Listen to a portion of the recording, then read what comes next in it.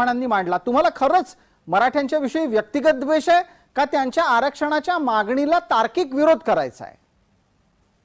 हे बघा, मराठ्यांच्या विषयी जर द्वेष असता माझ्या मनात तर मी किशोर चव्हाणांना बरोबर घेऊन खासदार नचिप्पन जे आहेत त्यावेळेस उद्योग मंत्री होते दिल्लीमध्ये, तर त्या नचिप्पन आयोगाच्या अहवालाप्रमाणे आरक्षणाची मर्यादा वाढवून मराठा समाजाला कसं स्वतंत्र आरक्षण देता येईल याच्यासाठी आम्ही तिथं 4 दिवस आम्ही दिल्लीमध्ये होतो. त्याच्यानंतर नाशिकमध्ये आम्ही एक संयुक्तपणे एक मराठा आरक्षणावरचा कार्यक्रम घेतला. तिथं मी प्रमुख वक्ता होतो आणि कोल्हापूरचे संभाजी भोसले हे खासदार होते त्यावेळेस, ते उद्घाटक होते आणि बडोद्याचे जे माजी खासदार आहेत सयाजीराव गायकवाडांचे नातू खासदार तर ते होते. मोठी बडबडी मंडळी होती आणि तिथं मी जे काही भाषण केलं मराठा समाजाच्या त्या आरक्षणच्या कार्यक्रमात, तर माझं सगळ्यांनी तिथं टाळ्या वाजवून माझं स्वागत केलं सगळ्यांनी.